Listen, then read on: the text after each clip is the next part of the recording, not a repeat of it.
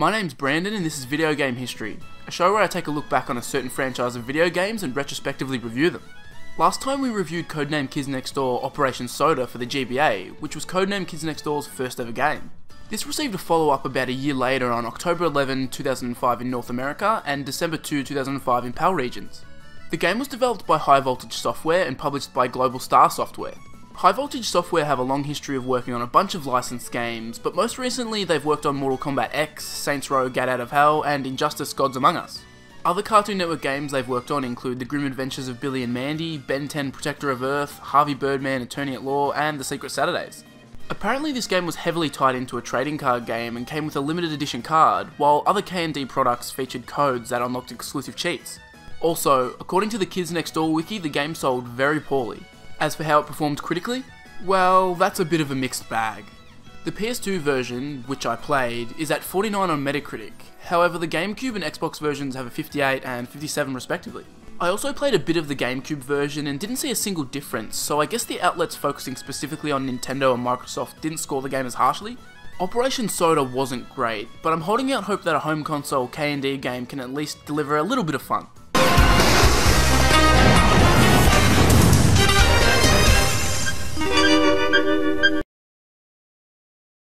One of the first feelings I got while playing this game was that it felt very similar to both the Powerpuff Girls Relish Rampage and Samurai Jack The Shadow of Aku. Maybe I'm just being bamboozled by the familiar art styles, but it honestly felt at times like all three of these games were made by the same developer. Graphically, I think the game doesn't look too bad actually.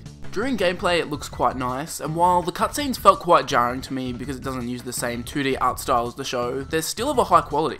In fact, I was really impressed with the length of the cutscenes. As a developer, you could easily fall into just punching out short, little cutscenes, but many of the ones here are quite substantial and give you a nice little breather from the gameplay. There are plenty of references and lots of humour lifted straight from the show here, and I particularly enjoyed all of the Star Wars references, especially the final cutscene.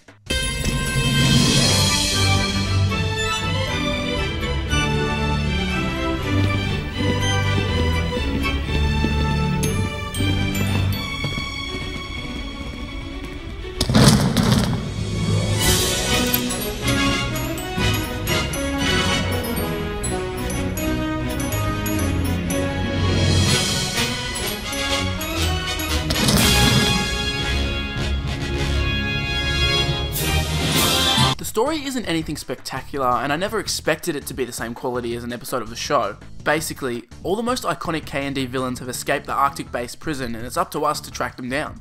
It's a very typical story you see in plenty of superhero franchises, but Kids Next Door has enough really fun and interesting villains to make it work. There are one or two twists in the story too, which I appreciated and didn't obviously see coming. As I usually do, I have to give them props for getting the entire voice cast to do the game. Having the voice actors breathe so much life into this game, and even when they reuse some sound bites from the show in the gameplay, it all helps to give it a distinct Kids Next Door feeling. There are 15 levels in Operation Video.Ga.M.E, and there's actually a lot of variety in the gameplay here. Upon starting the game, you're treated to a tutorial where you face the Toilinator. I was a big fan of this choice, as having you hone your skills against K&D's most pathetic villain just feels right. Almost all of the characters have a completely different gameplay style for their levels. Number 1 is more of a typical third-person action shooter, numbers 4 and 5 are focused more on melee combat, and number 5 has a stealth mission. Number 3's levels are mostly about rounding up things that have escaped and less focused on combat, while number 2's levels are a shoot 'em up. I really respect that they went to the effort of not only making every character control and feel different, as well as having unique abilities, but they also went the extra mile to make almost all their levels feel unique from one another. One of my biggest gripes with how they control is that they all move so very slowly. Every character has the same movement speed, and it's so slow, which just feels off. The entire time I felt like the kids should be moving quickly, but it was the complete opposite. Rainbow monkeys make an appearance in Operation Video.Ga.M.E in the form of a collectible item that allows you to unlock secrets, like alternative costumes. There are stacks of these throughout every level, and it's actually kind of staggering with the sheer number of things they included for you to unlock. You can also do out of the ordinary things, like kicking a soccer ball into a goal to unlock secrets too. You'll also pick up other items in levels that will allow you to upgrade your weapons.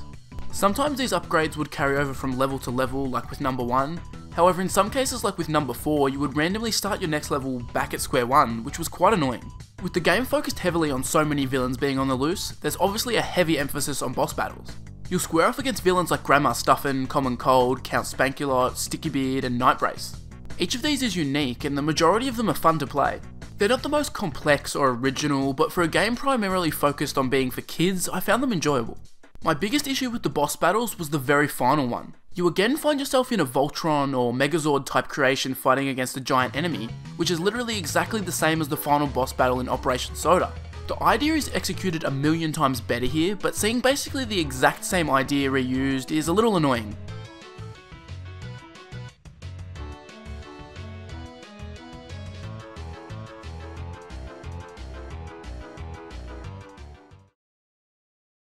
I do have quite a lot of good things to say about Operation V.I.D.E.O.G.A.M.E, but it's not all sunshine and roses. One of the most annoying issues this game has is the horrid camera. It's almost always fighting against you because the game doesn't give you complete control of it. In many platforming sections, you actually get absolutely no control over the camera, and instead it fixes the camera into the worst positions.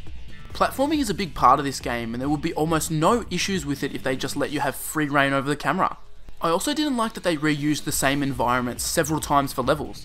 The game is only around 4 hours long, so repeating the same environments is a little annoying and it seems kinda lazy. And while I did praise the game for adding variety in the gameplay of each kid's level, it's not exactly perfect. Number 3's Ape Escape style levels become extremely tedious to get through, while Number 2's shoot 'em up levels are just way too long. Some of Number 2's levels are around 15 to 20 minutes long, while his final level is pushing 30 minutes. There is no reason why these levels should be so ridiculously long, and the fact that they're so easy makes them drag on even worse. I appreciated the variety, but they didn't work nearly as well as the levels for Number 1, 4 and 5.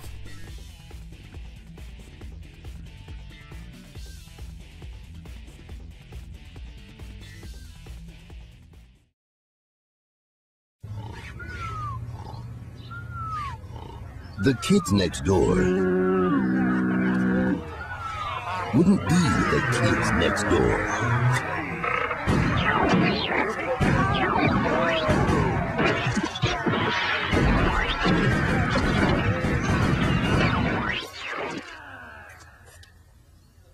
If they did nothing.